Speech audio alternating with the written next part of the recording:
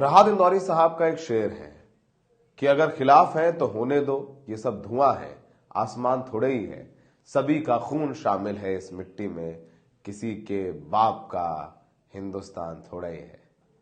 लेकिन अभी के मौजूदा दौर में ये शेर कहना भी एक हिसाब से खिलाफत करना हो जाएगा। ये बात कहने पर हो सकता है कि कोई शिकायत कर दे, किसी की भावनाएं आहत हो जाए और आप पर कोई कंप्लेन कर दे, मुकदमा दर्ज करने की अर्जी दे दे। अब एक देश के अंदर दो धर्म के लोग एक साथ मिलकर नहीं रह सकते हैं। ऐसा कोई कानून नहीं बना है, ऐसा कोई नया फरमान जारी नहीं हुआ है, लेकिन कुछ माहौल ऐसा है। मुरादाबाद, टीडीआई सोसाइटी, सब बताएंगे, लेकिन पहले ये सब सुनिए। लोग शायद रहना भी नहीं चाहते हैं, या फिर यूं कहें कि हमारे राजनेताओं ने अपने बयानों से और सिलेक्टिव मीडिया ने बीते कुछ सालों में देश में एक ऐसा नैरेटिव चलाया है कि लोगों को एक दूसरे के धर्म से नफरत इतनी ज्यादा हो गई है कि वो अब साथ साथ रहना ही नहीं चाह रहे हैं। कभी देश की आजादी के समय गांधी जी सुबह और शाम की प्रार्थना करते समय भजन गाते थे, रघुपति राघव राजा राम, पतित पावन सीताराम, ईश्वर अल्लाह तेरा नाम, सबको सन्मति दे भगवान। लेकिन अब शायद राम और अल्लाह का एक साथ नाम लेना भी झगड़े का कारण बन जाए। लोग प्रदर्शन करने के लिए बाहर निकल आए, कहें कि उनकी धार्मिक भावनाएं आहत हो रही हैं। अल्लाह कहना मतलब ये भी हो सकता है कह दें कि अगर वो दफ्तर जाए काम पर तो उनके बच्चों की सिक्योरिटी का क्या होगा। ये सब कहा गया है, वो सब बयान सुनवाएंगे। आप सोच रहे होंगे सब सौरभ शुक्ला क्या कह रहा है, क्यों समझा रहा है। हम आपको बता रहे हैं, हिंदुस्तान का कोई भी नागरिक देश में कहीं भी घर और जमीन खरीद सकता है। ये हर नागरिक का मौलिक अधिकार है और संविधान इसकी इजाजत देता है। बस कुछ जगहों पर नहीं खरीद सकता है जहां पर सरकार ने रोक लगा रखी है या फिर उसके अलग कारण है। लेकिन ऐसा है क्या? हमें तो लगता नहीं, क्योंकि उत्तर प्रदेश के मुरादाबाद में हिंदू मकान मालिक के जरिए एक फ्लैट, मुरादाबाद की एक टीडीआई सोसाइटी है, बड़ी पॉश, वहां पर सारे हिंदू रहते हैं, लेकिन एक डॉक्टर बजाज साहब ने अपना फ्लैट दूसरी डॉक्टर इकरा चौधरी और यूसुफ को बेच दिया। उसके बाद तो हंगामा हो गया। मामला है, जैसा हमने बताया, कि पॉश कॉलोनी है जिसका नाम है TDI society. Doctor Ashok Bajaj नाम के शख्स ने अपना मकान डॉक्टर यूसुफ अली और डॉक्टर इकरा चौधरी को बेचा था, जिसका कॉलोनी वासियों ने जमकर विरोध कर दिया और जमकर प्रदर्शन और नारेबाजी की। झंडे, बैनर, तख्ती, महिलाएं, बच्चे, बुजुर्ग तक सड़कों पर आ गए। आपको बताएं कि इस टीडीआई सोसाइटी में लगभग 300 घर हैं, जिसमें लगभग 4 से 4,500 लोग रहते हैं। ज्यादातर रहने वाले हिंदू और पंजाबी परिवार के हैं। लेकिन एक डॉक्टर बजाज ने अपना मकान एक मुस्लिम डॉक्टर को बेच दिया। उसके बाद ऐसा विवाद हुआ कि सड़क पर तो आए, नारेबाजी तो की, सिटी मजिस्ट्रेट के पास पहुंच गए, डीएम के पास पहुंच गए कि डॉक्टर बजाज, तुम्हारी हिम्मत कैसे हुई कि एक हिंदू सोसाइटी में आपने एक मुसलमान को अपना फ्लैट बेच दिया। अब बताइए, सेक्युलर देश, संविधान जहां सर्वोपरि है, वहां पर हिंदू सोसाइटी हो गई। अब जब पूरा विवाद इतना बढ़ गया तो मामला मुरादाबाद नगर के विधायक और बीजेपी नेताओं के पास पहुंचा। तो उन लोगों ने मकान बेचने वाले डॉक्टर बजाज और मकान खरीदने वाले डॉक्टर यूसुफ अली से बात की, और अब मुस्लिम डॉक्टर ने पॉश कॉलोनी में खरीदे गए मकान को बेचने की बात कही है।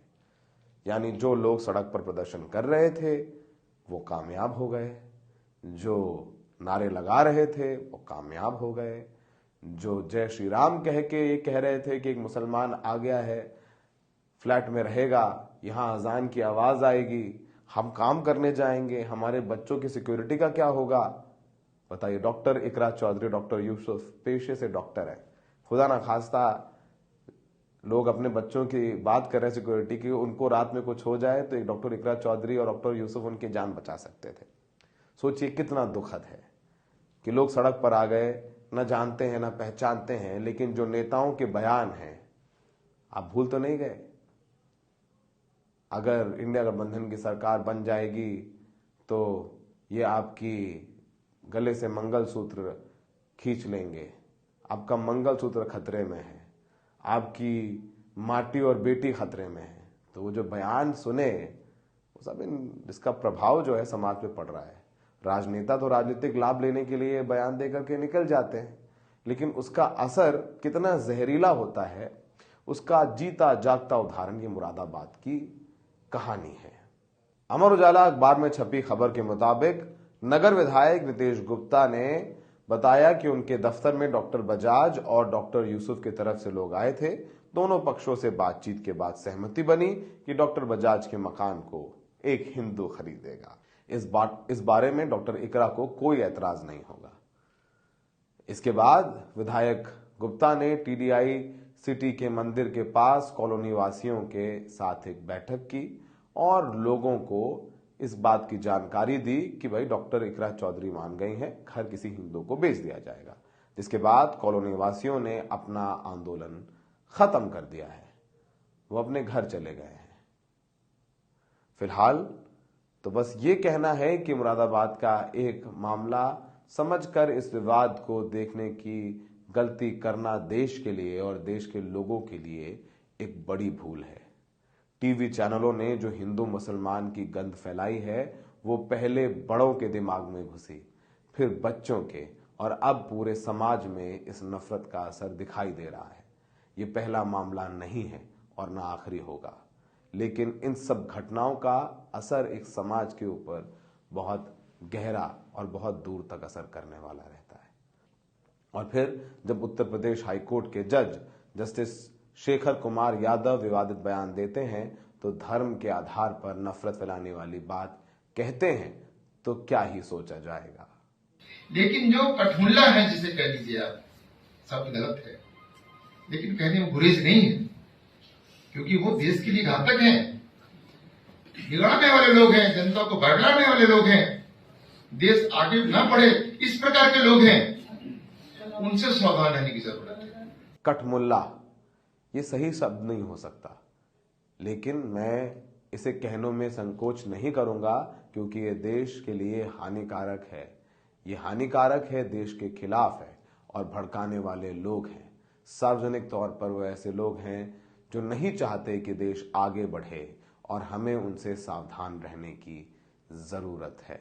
और अब जब शुरुआत राहत साहब के शेर से की थी तो अंत भी उन्हीं के शेर से करूंगा। लगेगी आग तो आएंगे घर कई जद में, यहां सिर्फ हमारा मकान थोड़े ही है। दिलजीत दोसांझ जो आजकल अपने टूर पे निकले हैं, उन्होंने भी अपने कॉन्सर्ट में राहत इंदौरी साहब का ये शेर पढ़ा है। जब इन नफरती बयानों को सुने तो दिलजीत का भी ये बयान सुन लीजिए, शायद थोड़ा सोचने पर मजबूर हो जाएंगे।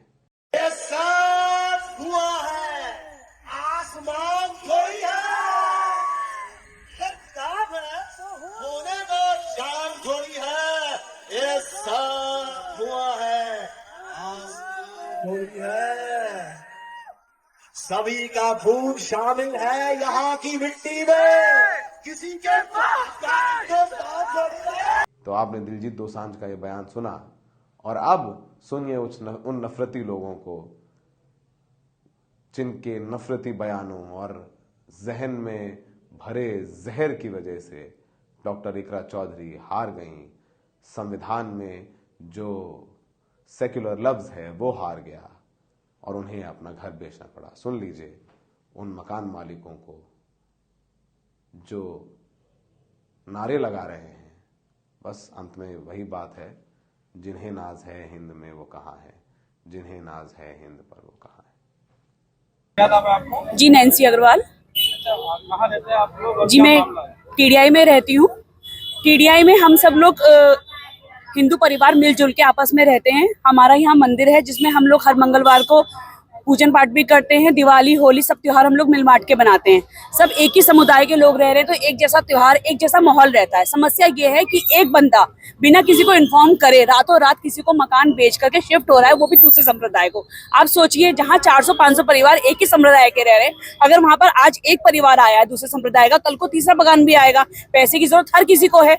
कल को वो सोचेगा कि मैं इसको ज्यादा पैसे मिल रहे हैं, मैं भी पैसे ले लूं, मकान बेच के मैं कहीं चले जाऊं। ऐसे कहाँ तक हम लोग जाते रहेंगे, कहाँ तक हम लोग खुद को संभालते रहेंगे। मैं व्यापार पे जाती हूँ, कोई दूसरी कहीं जाती है, हमारे घर में बच्चे रहते हैं, बड़े बुजुर्ग रहते हैं, कैसे हम घर की सेफ्टी करेंगे? रात बेरात हम लोग आते जाते हैं, हमें किसी और से वो नहीं है। मिस्टर बजाज ने जो गलत काम करा है उन्हें इसकी माफी मांगनी पड़ेगी और ये रजिस्ट्री वापसी करा के हम सबको शांति देनी पड़ेगी।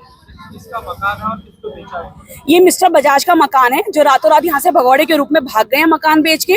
और ये डॉक्टर इकरा चौधरी, मैं उनका प्रॉपर नाम नहीं जानती, वो दूसरे संप्रदाय के हैं, उनको मकान बेचा गया है जो बिल्कुल अनुचित है। वो भी डॉक्टर हैं। और ये ऐसा नहीं है कि ये मैटर, उनके किसी पड़ोसी ने उनसे मकान खरीदने की अपील भी करी थी, रुपए ऑफर भी करे थे, पर उन्होंने किस वजह से, क्या वजह से रातों रात दूसरे संप्रदाय को माल बेच दिया है, ये गलत कार्य है जो टीडीआई के किसी भी घर वाले की नॉलेज में नहीं हुआ है।